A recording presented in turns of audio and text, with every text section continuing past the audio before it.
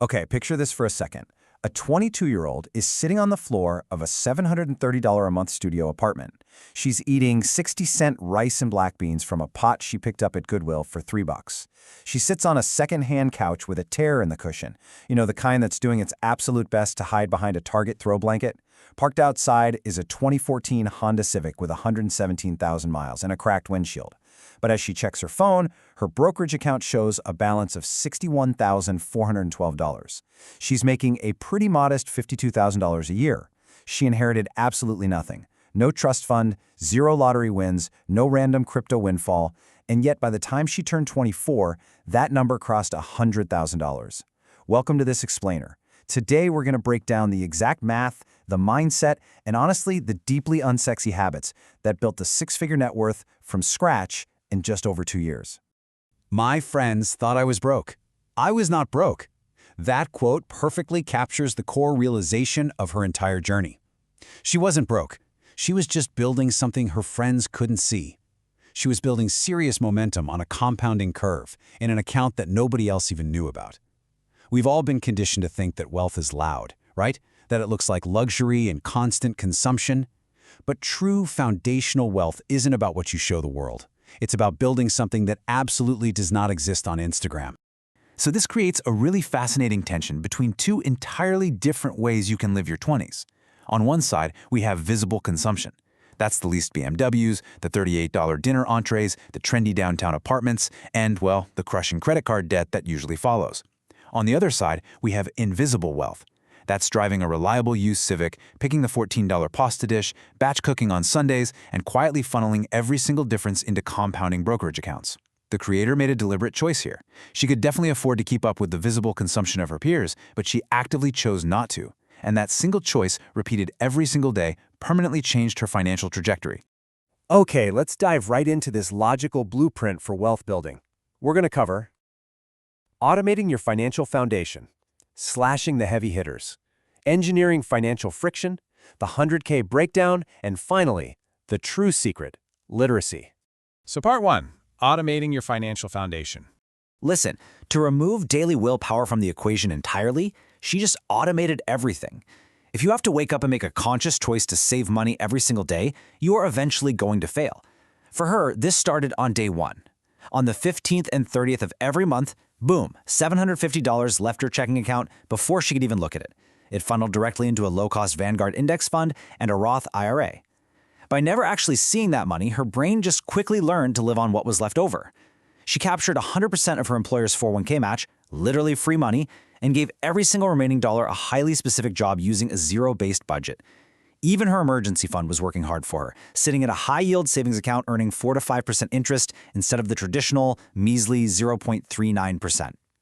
Vanguard data actually shows that 401k participants who use automatic enrollment reach savings rates nearly double those who manage it manually. So automation isn't just some nice convenience. It is literally the mechanism of wealth. Moving on to part 2, slashing the heavy hitters. We're talking housing, cars, and food. Of course, automation only works if you actually have money to save in the first place, right? Which brings us to the big 3 expenses. Now, personal finance experts always suggest keeping your rent under 30% of your take-home pay, but she aimed for 25%. She found a super basic $730 studio apartment with a stove and a lock on the door, while all her peers were paying well over $1,200 for, granite countertops and a gym they never used. She bought a used 2014 Civic in straight cash, spending about $3,400 a year on total car costs. Compare that to her peers who were spending upwards of $14,000 a year on brand new car payments and full coverage insurance. And by batch cooking big pots of chili and roasted chicken on Sundays, her food bill was a mere $220 a month. That is just a fraction of the $650+ average her friends were spending. Let's just put one of those heavy hitters into perspective really quick. The $10,600 a year she saved by driving an older car instead of financing a new one isn't just 10 grand. When you invest that difference at an 8% return, wait for it, it compounds to $1.29 million over 30 years. Yeah, her old car had a faded dashboard, sure, but it started every single morning. And by making that specific trade-off, she essentially secured a $1 million future. Part 3. Engineering financial friction. This is all about killing impulse spend. This is completely fascinating.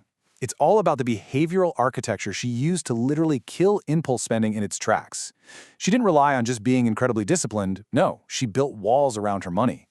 She tracked every single dollar, manually, in a physical $3 notebook.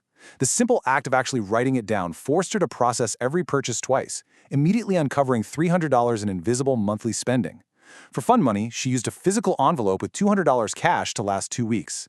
When the cash was gone, the fun was done. It triggered the brain's psychological pain of paying. She unsubscribed from every single marketing email, instantly dropping her exposure to retail triggers by like 80%. She deleted the Amazon and Target apps off her phone, forcing herself to log in manually on a laptop if she really wanted something. And for any purchase over $30, she instituted a mandatory 24-hour waiting period. By simply deferring the decision for one single day, the emotional urgency evaporated. That one trick eliminated up to 70% of her impulse buys effortlessly. And here is where she employed a seriously brilliant psychological trick: future value translation. She didn't look at a $12 daily lunch out as small change. She knew the math. A $12 daily expense, invested at 8% for 40 years, is worth roughly $142,000. She wasn't just giving up a sandwich, she was gaining 6 figures. A $23 home gym setup wasn't just a cheap alternative, it was $55,000 in future wealth compared to paying for a $60 monthly gym membership. It's a complete paradigm shift. Part 4. The 100K breakdown. Exactly where the money came from. Now notice the massive sections of this breakdown. 90% of her wealth came directly from boring everyday habits, not a massive salary or lucky market timing.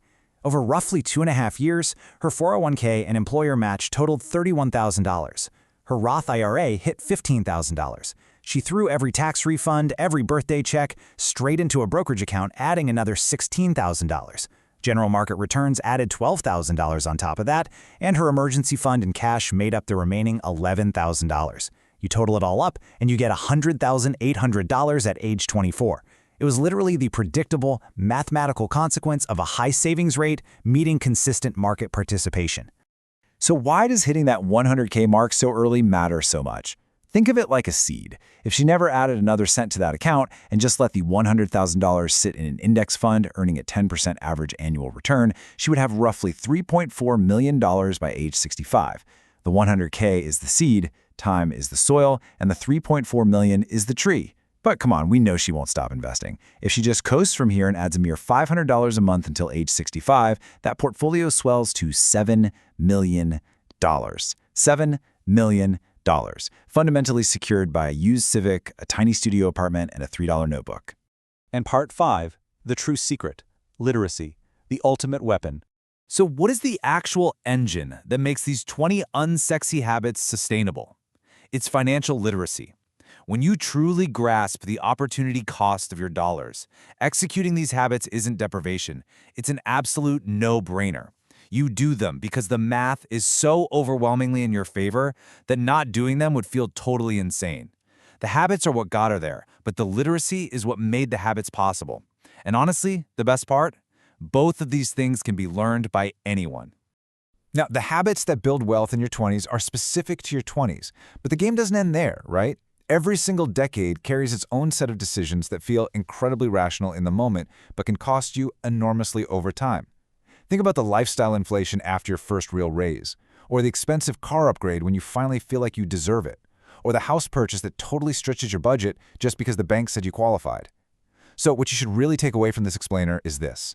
The foundational math of wealth is simple, but actually staying on that road, that's the hard part. So what financial traps are waiting for you in your next decade? And armed with this blueprint, are you ready to avoid them?